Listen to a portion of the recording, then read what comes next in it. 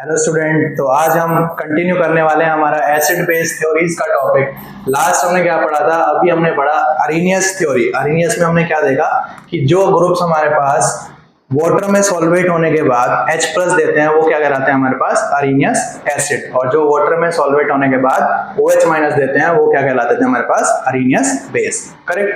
तो इसके बाद अगली थ्योरी हमारे पास लुईस थ्योरी की। लुईस ने कैसे एक्सप्लेन करा हमारे पास कौन एसिड होंगे कौन बेस होंगे। तो लुईस ने क्या बोला हमारे पास कि ऐसे केमिकल स्पीसीज जो हमारे पास क्या करें, इलेक्ट्रॉन पेयर को एक्सेप्ट करें। राइट, हमने क्या बोला? इलेक्ट्रॉन पेयर को हमारे पास एक्सेप्ट करने वाली स्पीसीज क्या कहलाएंगे हमारे पास? लुईस एसिड कहलाएंगे। एक एग्जांपल के थ्रू देखते हैं। जैसे कि हमारे पास H प्लस को देखो, करेक्ट है। H प्लस के पास क्या है हमारे पास? एक वैकेंट क्या है? ऑर्बिटल पड़ा हुआ है, करेक्ट है। अगर इसके पास कोई इलेक्ट्रॉन पेयर हमारे पास लेके आएगा, इलेक्ट्रॉन पेयर मतलब जैसे हमारे पास इसके पास लोन पेयर है, तो ये हमारे पास क्या करेगा? इलेक्ट्रॉन पेयर को एक्सेप्ट करेगा और हमारे पास बनाएगा क्या? NH4 प्लस स्पीसीज बनेगी। ठीक है ना। यानी कि ये हमारे पास क्या हुआ, क्योंकि ये इलेक्ट्रॉन पेयर को एक्सेप्ट कर रहा है तो ये हमारे पास क्या है? लुईस एसिड है। ठीक है ना। और दूसरा क्या बोला कि जो हमारे पास इलेक्ट्रॉन पेयर को डोनेट करेगा, मतलब जो इलेक्ट्रॉन पेयर डोनेट करने वाली स्पीसीज है वो हमारे पास क्या है? लुईस बेस है। जैसे कि हमारे पास इसी एग्जांपल में देखें, NH3 के पास हमारे पास क्या था? एक इलेक्ट्रॉन पेयर था, उसने क्या करा? इलेक्ट्रॉन पेयर को डोनेट करा, तो ये हमारे पास किस चीज का एग्जांपल हो गया? लुईस बेस का एग्जांपल हो गया। करेक्ट। तो ऐसी कौन कौन सी स्पीसीज होती है जिनके पास हमारे पास टेंडेंसी है इलेक्ट्रॉन पेयर को एक्सेप्ट करने की? तो उनके पास क्या होना चाहिए हमारे पास? पहली कंडीशन है वैकेंट ऑर्बिटल होना चाहिए। करेक्ट बच्चों, वैकेंट ऑर्बिटल हमारे पास क्या है? मस्ट कंडीशन है। अब इसके लिए हमें देखना पड़ेगा वैकेंट ऑर्बिटल हमारे पास कहां कहां कैसे प्रेजेंट हो सकता है। एक तो हमने पढ़ा है कि हम पढ़ सकते हैं इलेक्ट्रॉन डेफिशिएंट कंपाउंड में, हमने पढ़ा हुआ इलेक्ट्रॉन डेफिशिएंट कंपाउंड्स, मतलब जहां पे हमारे पास सेंटर एटम के पास क्या होता है? लेस देन 8 इलेक्ट्रॉन्स होते हैं। करेक्ट। जहां पे हमारे पास क्या? Central atom have less than 8 electrons. Correct. ऐसा कोई एग्जांपल याद आ रहा है? जैसे सबसे अच्छा एग्जांपल हमने क्या देखा था?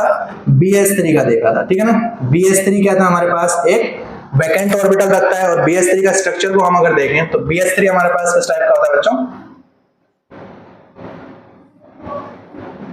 ठीक है। इसका अगर कोवेलेंट स्ट्रक्चर हम देखें तो हमारे पास 2 इलेक्ट्रॉन यहाँ पे शेयर हैं, 2 इलेक्ट्रॉन हमारे पास यहाँ पे शेयर हैं, 2 इलेक्ट्रॉन हमारे पास यहाँ पे शेयर हैं। मतलब बोरोन के पास सेंटर पे कितने हैं? 6 इलेक्ट्रॉन्स है। राइट, यानी कि हमारे पास ये 8 से कम इलेक्ट्रॉन रखता है। करेक्ट। तो ये हमारे पास कैसा बिहेव करेगा? लुईस एसिड की तरह बिहेव करेगा। करेक्ट है बच्चों कि ये हमारे पास कैसा बिहेव करेगा? लुईस एसिड की तरह बिहेव करेगा। और एक चीज देखें, जैसे हमारे पास मेटल्स को अगर हम देखें, मेटल्स हमारे पास आयनाइज होने के बाद क्या करते हैं? जैसे मेटल के पास हम चार्ज देखें, मान लेते हैं हमारे पास क्या है? Mg2+ है। करेक्ट है। अब Mg2+ होने के बाद क्या हो गया हमारे पास? इसके पास भी वैकेंट ऑर्बिटल है, तो ये भी हमारे पास कैसा बिहेव कर लेता है? हमारे पास ये भी कैसा बिहेव करेगा? लुईस एसिड की तरह बिहेव करेगा। ठीक है बच्चों। और अगर हम बात करें लुईस बेस की, उसके पास हमारे पास कंडीशन क्या है कि इलेक्ट्रॉन पेयर प्रेजेंट होना चाहिए। इलेक्ट्रॉन पेयर हमारे पास क्या होना चाहिए? प्रेजेंट होना चाहिए। अब इलेक्ट्रॉन पेयर कैसे प्रेजेंट हो सकता है? हो सकता है वो नेगेटिव चार्ज के तरह से प्रेजेंट हो, या हो सकता है उसके पास हमारे पास लोन पेयर प्रेजेंट हो।